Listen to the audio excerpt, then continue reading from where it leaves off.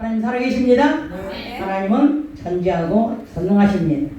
아멘. 오늘 본문 말씀은 마태복음 25장 1절부터 13절까지고 제목은 그런즉 깨어있으라.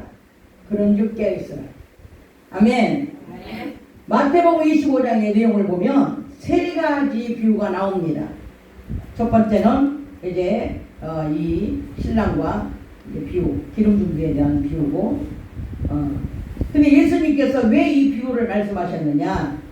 세상 종말에 대해 말씀하시면서 이제 그날과 그 때는 하나님께서만 알고 계시므로 저와 여러분은 깨어서 어떻게 하라고? 예수 그리스도의 재림의 날을 준비하라는 겁니다. 준비하라는 거예요. 그냥 우리가 뭐 맹목적으로 신앙생활 하는 게 아니고 준비하라는 거예요. 첫 번째 열처녀 비유는 기름이 준비되지 않으면 천국에 들어갈 수 없다는 것입니다. 두 번째 달란트 비유는 주님이 맡겨준 대로 우리가 그 달란트를 남겨서 주님이 왔을 때 충성스러운 종이 되어가지고 이 주님께 인정받고 더 많은 일을 맡겨주셔서 더 큰 일을 하라고 이 달란트 비유를 주신 것입니다. 이 세 번째 비유는 양과 염소의 비유인데 이제 이따가 그 말씀은 이제 드리겠습니다. 중요하기 때문에 이 본문 말씀에서 깨어있으라는 것은 무슨 말씀이냐? 자기 영을 자주 점검하라는 거예요. 점검. 내가 주님 앞에 제대로 서 있는지 아니면 지금 내가 잠들고 있는지 점검을 하라는 겁니다. 또한 기름을 준비하면서 신부단장에 되어 있는지 아니면 기름이 떨어져가지고 지금 내가 자고 있는지 준비를 깨어서 한번 보라는 겁니다. 아멘. 에스겔서 11장 19절에 보면 내가 그들에게 한 마음을 주고 그 속에 새 영을 주며 그 몸에서 돌 같은 마음, 이런 강팍한 마음이잖아요. 이 강팍한 마음을 걷어주시고 어떻게 해요? 새 영을 부어주셔. 새 영을 부어주셔가지고 율례를 지키게 하고 하나님의 법을 지키게 하고 그리고 하나님의 백성이 되게 하고 하나님의 자녀가 되게 하는 겁니다. 아멘. 네. 그리고 하나님은 우리의 아버지가 되게 해주신다는 거죠. 이 말씀은 예수님께서 죽으시고 부활하셔서 그리스도의 영으로 내 안에 들어오셔서 이제 내가 하는 것이 아니라 성령님께서 도와주셔서 내가 할 수 없는 일들을 할 수 있도록 성령을 부어주시겠다는 그런 말씀입니다. 아멘. 그래서 이제 성령으로 기뻐하면 성령 충만해지고 성령으로 조명을 비춰주셔서 우리가 깨닫게 하시고 우리 말씀을 이게 알게 하시고 성령님께서 그렇게 해주겠다는 겁니다. 아멘. 본문에 나오는 이제 10처녀 중에 5처녀는 기름이 처음엔 준비됐었어요. 처음에는 함께 기름을 가지고 처음에는 10명이 다 같이 왔습니다. 그런데 5처녀에게 미련한 자라고 그렇게 말을 했어요. 왜 미련한 자인가? 이제 졸며 자다가 기름이 떨어졌어. 왜? 기름이 떨어진지도 모르고 지금 콕 차고 있어. 그러니까 어떻게 해요? 그때에 신랑을 맞으러 나오라! 신랑이로다! 그런 음식이 들리는 거예요. 깜짝 놀라가지고 보니까 이 5처녀는 기름이 여전히 준비되어 있는데 5처녀가 이 등불을 들어보니까 불이 꺼져 있네. 어떻게? 기름이 없네. 그러니 그 옆에 처녀들한테 기름을 좀 달라 그랬어.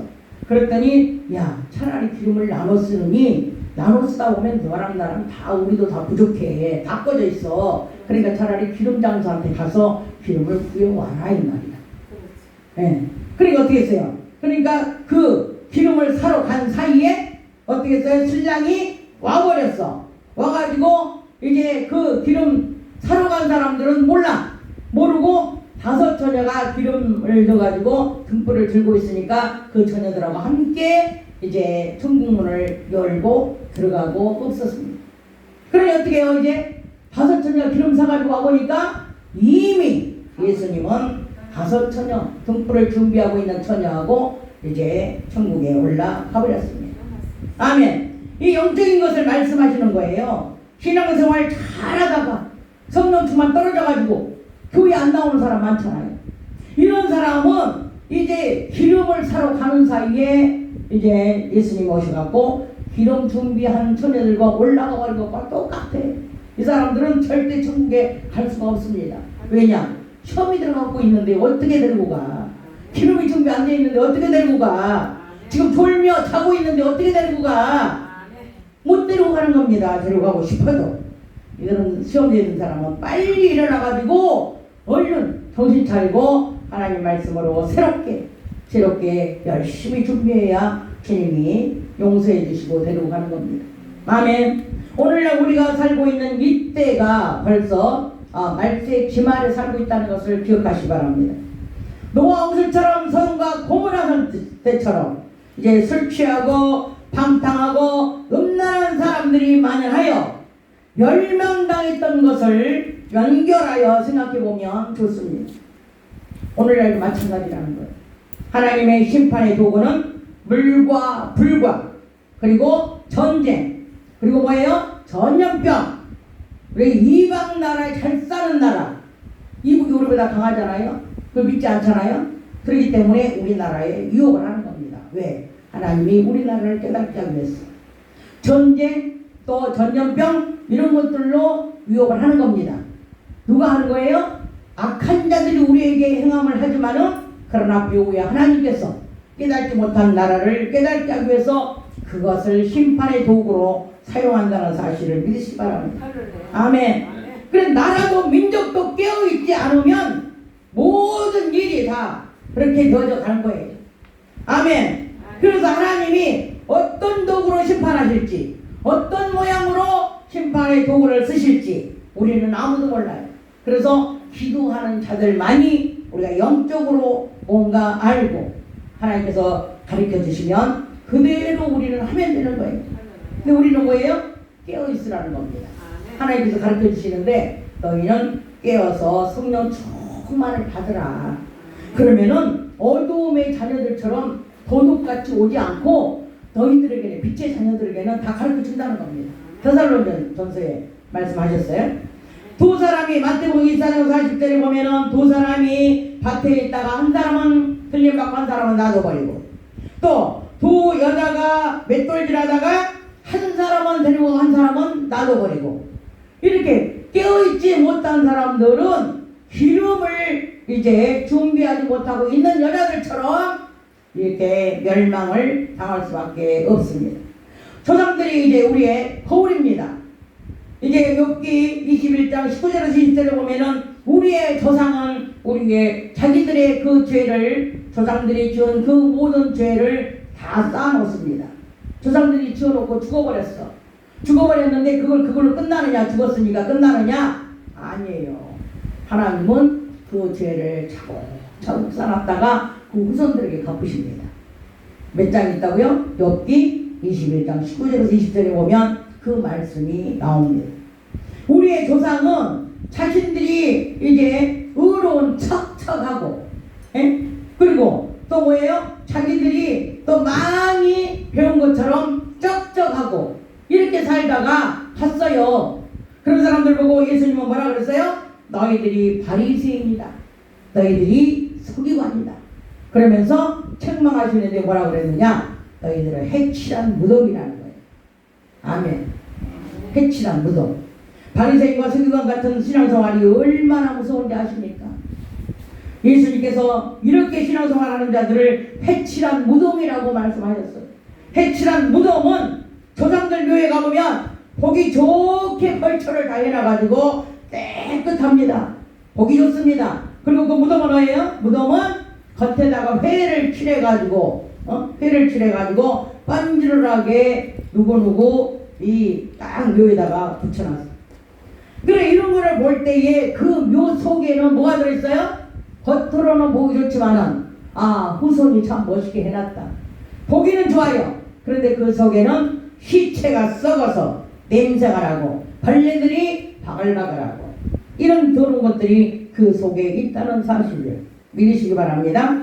할렐루야. 예수 그리스도가 없는 신앙생활이 바로 해치란 무덤이에요. 아멘. 겉으로는 성경책 옆구리에 끼고 다니면서 거룩한 척척 하고 다닙니다. 교회를 나와서 앉아있으면 그렇게 보입니다. 그런데 뭐예요? 바로 그 속에는 버를 같은 죄악들이 바글바글 마르고 회개치 않는 죄악들이 그렇게 썩은 냄새가 나고 있다는 것입니다.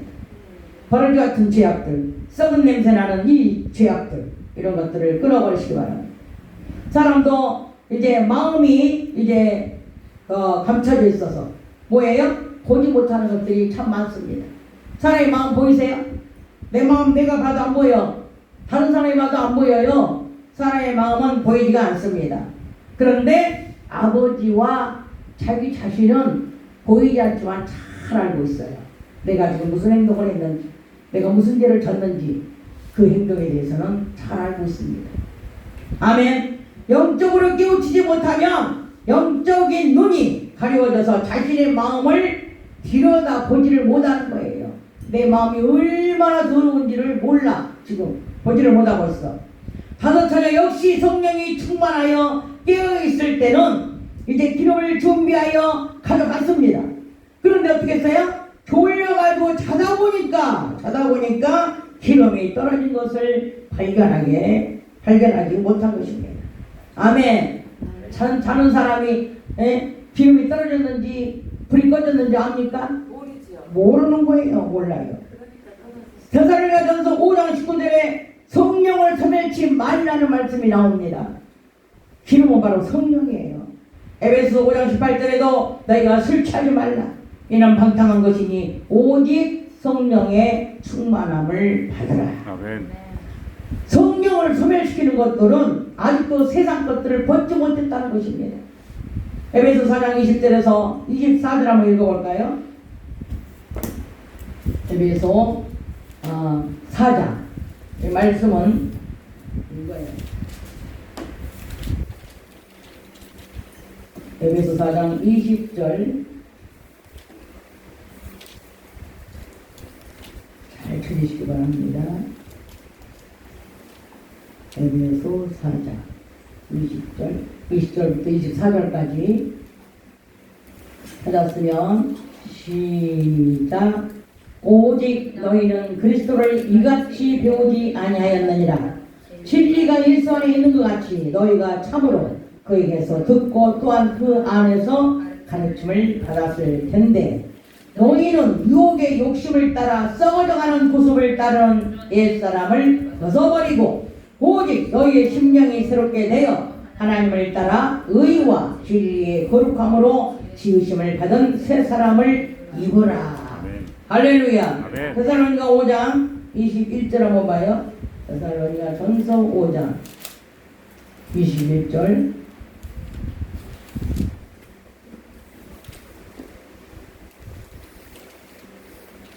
찾았으면은 시작. 범사에 헤아려 좋은 것을 취하고 악은 그 모양이라도 버리라.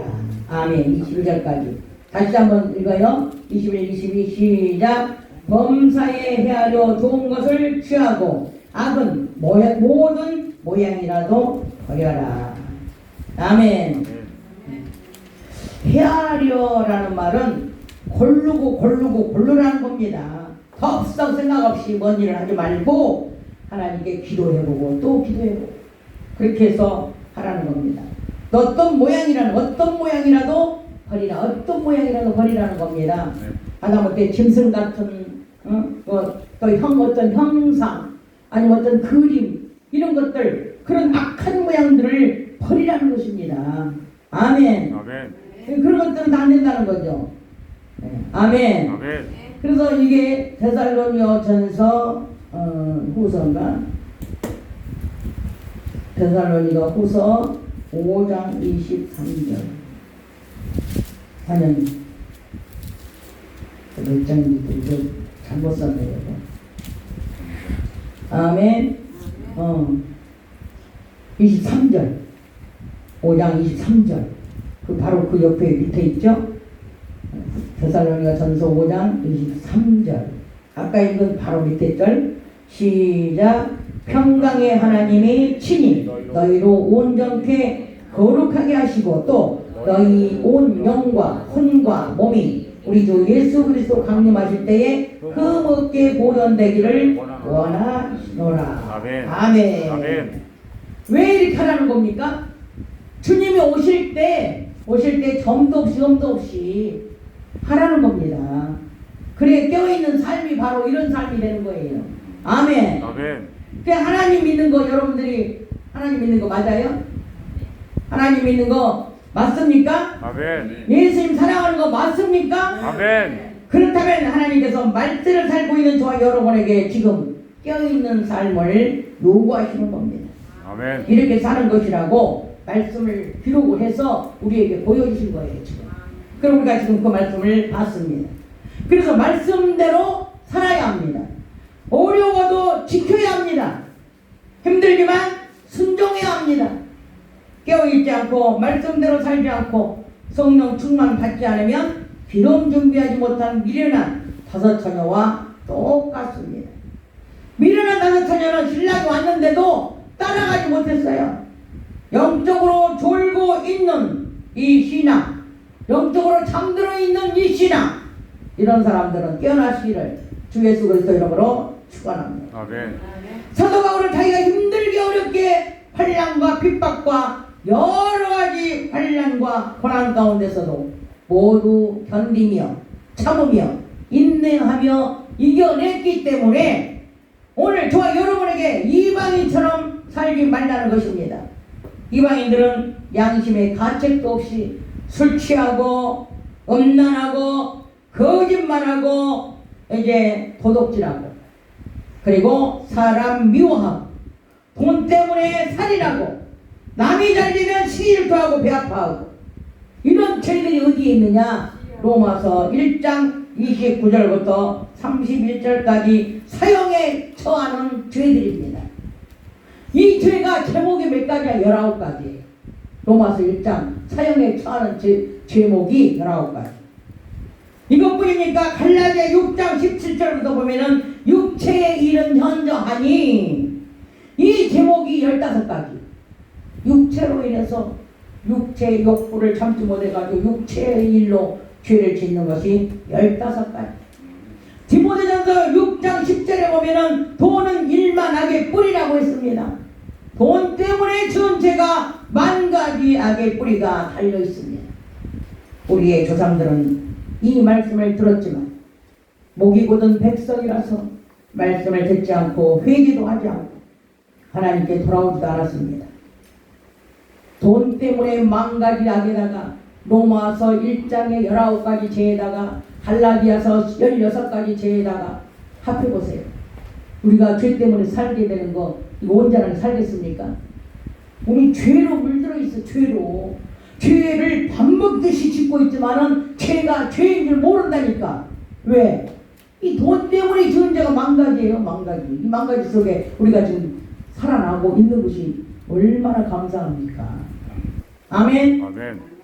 지금도 저희 여러분에게 끊임없이 말씀을 통하여 제가 무엇인지를 말해주고 회개하라고 말씀을 전하지만 진정 자신의 변화된 삶이 열매를 나타나고 있는지 말씀으로 자신들의 마음을 비춰보실 수 있기를 주 예수 그리스도 이름으로 축원합니다. 아멘. 하나님께서 관심을 끊으시면 편하고 좋겠죠. 야, 자유롭다. 하나님을 간섭 안 하니까 이렇게 살기 좋은데 내 마음대로 죄짓고 내 마음대로 하고 싶은 거 하고 먹고 싶은 거 먹고 구경하고 싶은 거 구경하고 좋다야. 그렇지만 어떻게 해요? 하나님의 관심이 끊어지는 그 순간부터 우리는 사형에 처하는 죄를 짓기 시작합니다. 하나님의 관심이 끊어지면 우리는 기름 준비하지 못한 여자들과 똑같이 버림을 받게 되는 것입니다. 로마서 1장에 하나님을 알 만한 것들을 모든 만물 속에 다 들어있는데도 불구하고 신성과 능력을 보여주셨는데도 불구하고 핑계치 못하게 하셨는데도 하나님의 영광을 하찮은 인간들과 새와 짐승과 기어다니는 동물 모양 우상으로 바꿔버렸다고 로마서 1장에서 말씀하셨습니다. 그래서 하나님께서는 그들의 마음의 정욕대로 내버려 둬버리는 거예요. 이제 내버려 둬버려. 그리고 어떻게? 니네끼리 잘해봐라. 니네끼리 마음대로 한번 살아봐라. 내버려 둬버리는 거예요. 나중에는. 그러다가 어떻게 돼요? 이제 마지막 심판 때. 그때는 양과 염소를 가루자 쭉정이를 가루, 팔복을 가루. 이제 마지막 때는 사형에 처하는 이제 벌을 내릴 것입니다. 어떤 죄를 짓더라도 정욕대로 내버려 두니까 마음대로 살긴 했지만 결국은 이런 사람들은 사형에 처한다는 하나님의 나라를 유업으로 받지 못하는 것입니다. 본문 말씀에 나오는 25장 세 번째 비유에 대해서 이제 말씀을 드리겠습니다. 세 번째 비유는 뭐냐? 본문 말씀에서 기름이 준비되지 못한 사람을 두 번째 비유에서 말씀하신 달란트 비유에서 비춰볼 때 졸고 잠자는 신부는 달란트를 받아도 이제 졸고 잠자면 그 달란트를 남기지 못하는 것입니다. 이게 바로 두 번째 비유예요. 그래서 연결해서 보면 됩니다. 세 번째 비유에서는 양과 염소의 비유에서 예수님께서 이 땅에서 행한 일 가지고 오른편과 왼편을 나누시고 예수님 오른편에 앉을 자격을 이제 말씀하시는 겁니다. 이 땅에서 이웃에게 행한 일을 예수님에게 했다고 말씀하셨습니다. 내가 주일 때 네가 먹을 것을 주었고, 내가 목마를 때 네가 나에게 마시게 하였고, 내가 나그네 되었을 때 영접하였고, 헐벗을 때 옷을 입혔고, 병들었을 때 돌봐주었고, 옥에 갇혔을 때 네가 와서 보았느니라. 아멘. 그렇게 했습니까? 그렇게 한 것을 예수님이 나에게 했다 그랬어. 나에게. 우리가 언제 그렇게 했습니까? 예수님이 언제 헐벗었어요? 예수님이 언제 아팠어요? 예수님이 언제 옥에 갇혔어요? 니네 옆에 있는 사람들, 그 사람들에게 한 것이고 나한테 한 거야. 네 이웃 형제들에게 한 것이 바로 나한테 한 거야. 그랬으니 너희들은 이렇게 행동을 했으니 너희들은 내 오른편에 앉아 있어라. 아멘. 왼편에 앉은 자들에게는 말씀하셨는데 오른편에 반대쪽에 말씀을 하셨습니다. 내가 벗었을 때 입혀주지 않았고, 내가 아팠을 때 아버지도 않았고, 옥에 갇혔을 때 네가 와봤냐? 너희들은 왼편에 앉아 있으라. 아멘. 본문 말씀과 어떤 관계가 있습니까? 껴있는 신앙은 바로 이렇게 해야 합니다. 내 옆에 있는 형제에게, 내 이웃에게 먹이고 입히고 마시게 하고, 병들었을 때, 옥에 갇혔을 때, 헐벗었을 때 행한 일들이 예수님에게 했기 때문에 예수님께서 오른편에 있는 자들에게는 창세로부터 아버지께서 예비하신 상급이 있는데 바로 그것은 영생을 받으라는 겁니다. 영생은 뭡니까? 영원히 사는 것을 말하는 겁니다. 영원히 죽지 않고 예수님과 함께 사는 것을 말하는 겁니다. 왼편에 있는 자들에게는 벌이 있는데 영원히 벌을 면치 못할 영벌을 주셨습니다. 영벌이라는 것은 영원히 벌이 끊기지 않는 영벌을 말하는 겁니다. 그것은 자유의지에 달려 있습니다. 누가 하나 마라 하지 않습니다.